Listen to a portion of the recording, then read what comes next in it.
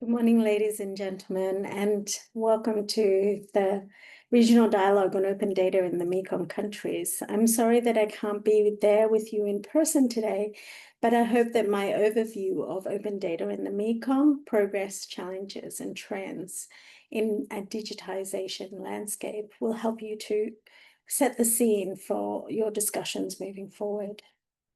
Firstly, I think the important question to ask is why open data? There is an innate perception that data can play a pivotal role in advancing data-driven policymaking and fostering innovation, particularly in addressing complex challenges such as climate change, inequalities, and urbanization. The state of open data across the Mekong region has changed much over the last decade.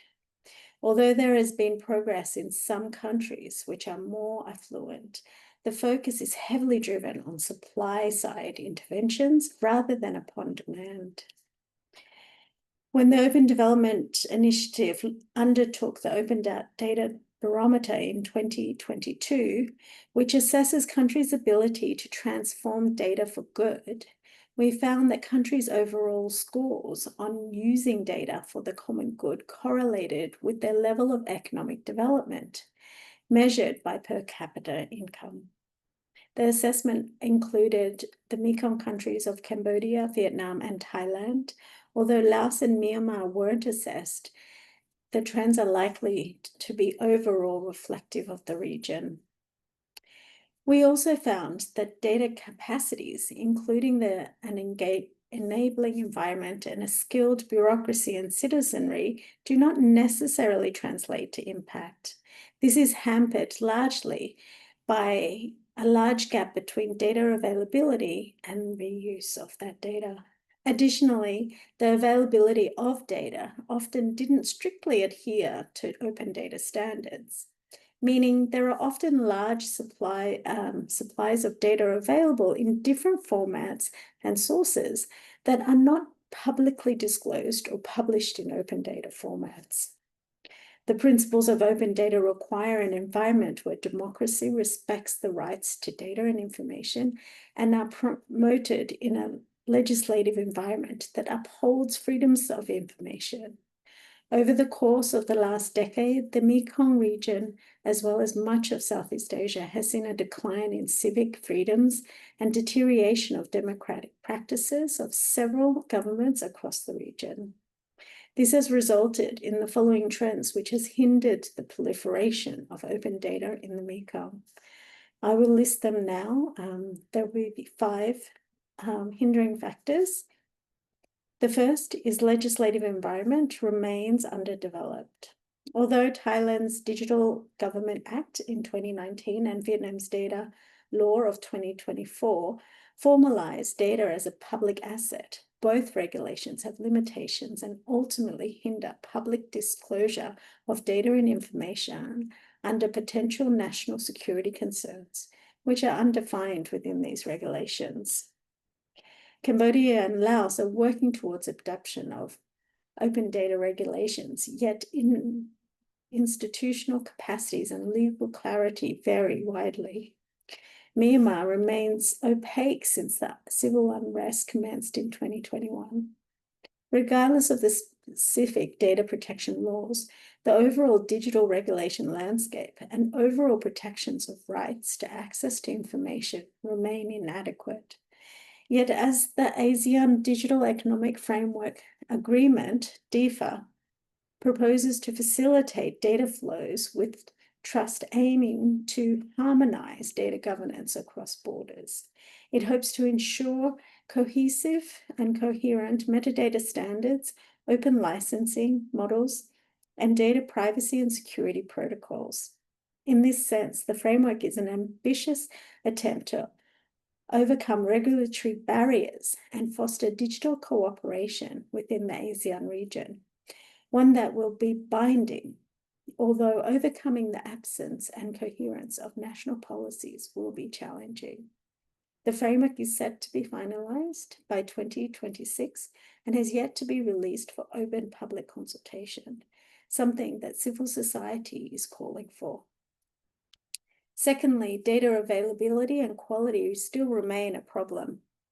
In the Mekong region, only Thailand has a centralized open data portal, and Vietnam is increasing the number of open government data initiatives, as well as since the implementation of its digital transformation roadmap.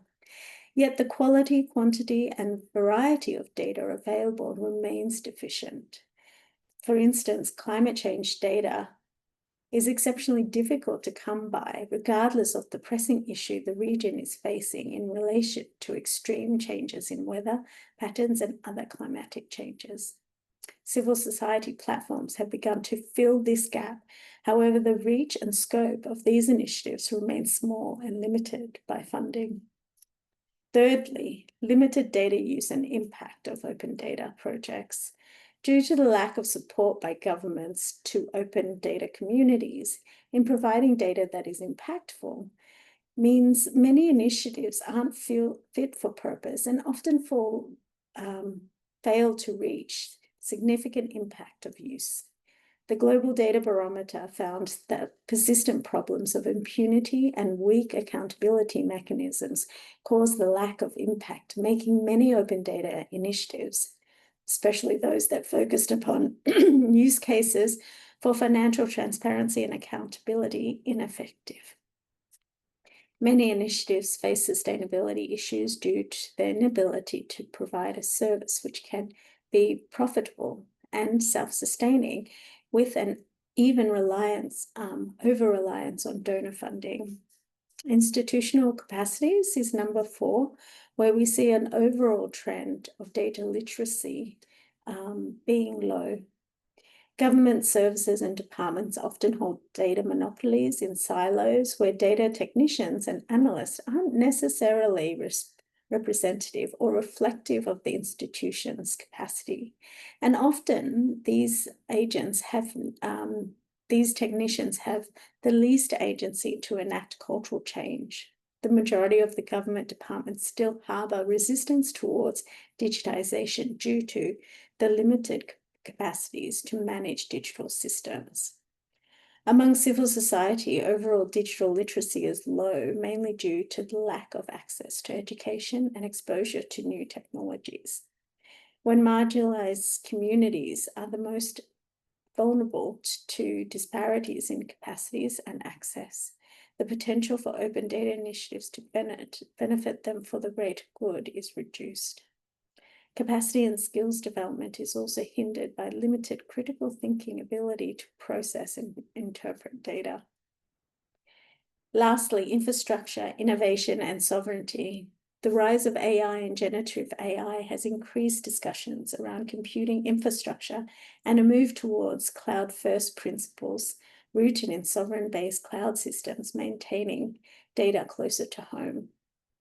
This has opened up discussions around whether the region would be able to not only source the raw materials and energy required to run these systems, but to what extent the cost of running such systems would outweigh the benefits. The heavy reliance upon external technology use has also hindered local innovations and knowledge transfer, maintain the region as a data source rather than a data producing region, and opens up questions of data sovereignty, where some entire nation's citizens' data is housed offshore by private big tech corporations. The inequalities of access to digital tools also means that there is a widening gap between the producers and the users of data. This creates ethical issues around systemic status quos of commodification of data extraction and exploitation, leading to compounding existing inequalities such as poverty and rights violations. In light of all of these challenges, there are some really good opportunities here to move forward. And regardless of these downward trends of open data over the past years, there are still glimpses of hope among civil society actors and certain progressive governments But there is a necessity to balance the overall excitement and optimism that data and technology promises versus the reality of the region as a whole and the context of each individual country. The potential to increase data harms and perpetuate inequalities has accelerated now with the advent of AI and the use of poor quality and underrepresented data that excludes the most vulnerable. I would like to posit the following recommendations to move forward. Firstly, to streamline legal frameworks that support data disclosure, to call for rights to information laws, and to establish national open data policies. These steps are part of the greater goal of encouraging the publication of more high-quality data. The growing focus on big data and artificial intelligence and the challenge that accompanied this has sidelined the openness agenda, and we need to remember that these systems are reliant upon data, and the openness is key to ensuring that they are applied and utilized ethically and responsibly. Strengthening national open data ecosystems requires targeted capacity building, robust governance mechanisms, and sectoral strategies aligned with broader development objectives. Doing so would ensure that open data platforms are built for purpose, have longevity and impact. Donor funding that assists in scaling successful projects that promote innovation and can be self-sustained by user pay models or other business models need to be invested in.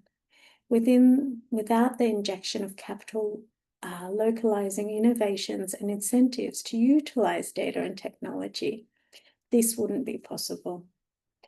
A fundamental investment in education, employment upskilling, and overall data and digital literacy is necessary.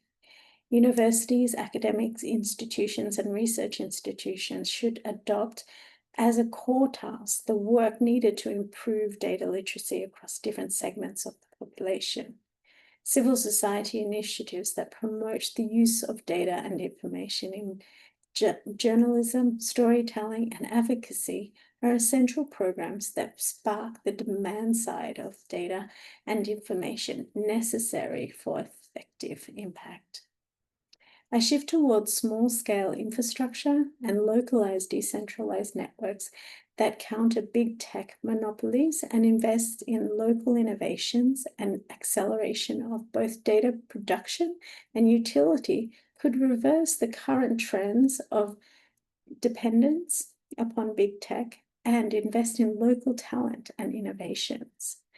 I hope that some of these recommendations feed into the rest of your discussions during the day. Thank you so much for your time.